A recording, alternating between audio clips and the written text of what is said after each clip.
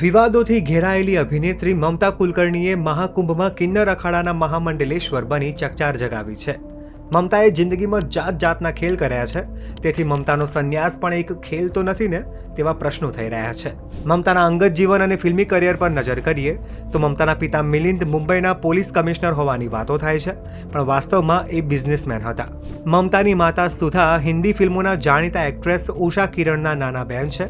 મમતાને મિથિલા અને મિલીના નામે બે બહેનો છે, જે બંને એક્ટિંગમાં હાથ અજમાવ્યો પણ ચાલી નહીં, પરંતુ મમતા જબરદસ્ત ચાલી ગઈ. આમિર ખાન, સલમાન ખાન, ગોવિંદા, અક્ષય કુમાર, સૈફ અલી ખાન સહિતના મોટા સ્ટાર્સની સુપરહિટ ફિલ્મોમાં મમતાએ કામ કરેલું છે. મમતાએ કરિયરની શરૂઆત નન બર્ગલ ફિલ્મથી કરી હતી. આ ફિલ્મ સુપરહિટ થતાં તમિલનાડુમાં મમતાનું મંદિર પણ બનાવવામાં આવ્યું હતું.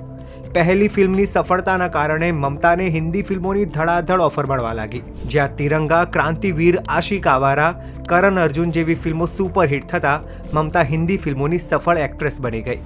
જોકે મમતાના નામે જોરદાર સફળતાની સાથે સાથે મોટા વિવાદો પણ થયા.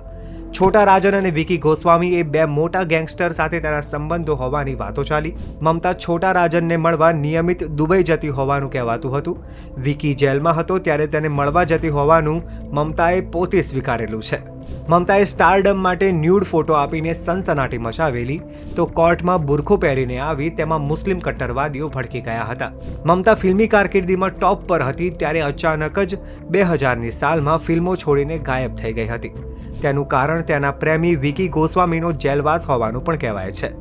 મમતાએ વિકીનો ડ્રગ્સ અને હોટલ બિઝનેસ ચલાવવા માંડેલો. મમતા દુબઈમાં બેસીને દુનિયાભરના ડ્રગ્સ ડીલર સાથે મિટિંગો કરતી અને વિકીને જેલમાંથી છોડાવવા માટે મથતી હતી. વિકીને દાઉદ ઇબ્રાહિમે જેલમાં પુરાવ્યો હોવાથી મમતાએ વિકીને છોડાવવા દાઉદના ભાઈ અનીસ સાથે નિકટતા કેળવી હોવાની પણ વાતો ચાલી હતી.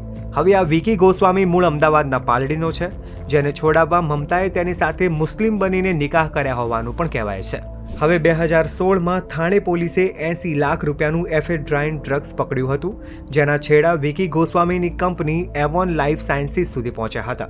પોલીસની રેડમાં 2000 કરોડ રૂપિયાનું 18,000 કિલો ડ્રગ્સ પકડાયું. આ ડ્રગ્સ દુબઈ પહોંચાડવાનું હતું. પોલીસે વિકી ગોસ્વામીને ડ્રગ્સ કેસનો સૂત્રધાર ગણાવીને કેસ કર્યો અને મમતાને પણ તેમાં આરોપી દર્શાવી. આ કેસના કારણે મમતા ભાગેડુ જાહેર થઈ.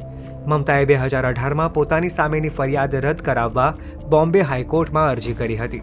6 વર્ષ પછી 2024માં બોમ્બે હાઈકોર્ટે મમતા સામેનો કેસ કાઢી નાખતા 2024ના ડિસેમ્બરમાં મમતા ભારત પાછી આવી હતી. એ વખતે મમતા ફિલ્મોમાં પાછી આવશે કે કેમ તેવા સવાલ થયા હતા, પરંતુ મમતાએ તેનો કોઈ જ જવાબ નહોતો આપ્યો. હવે સંન્યાસીની બનીને મમતાએ કમસે કમ હાલ પૂરતા આ સવાલનો જવાબ આપી દીધો છે. મમતા ભવિષ્યમાં શું કરશે એની તો ખબર નથી, પણ તેનો અપરાધ અને વિવાદ સાથેનો નાતો જોતા એ ક્યાં સુધી સંન્યાસને ટકાવી રાખશે એ એક સવાલ છે.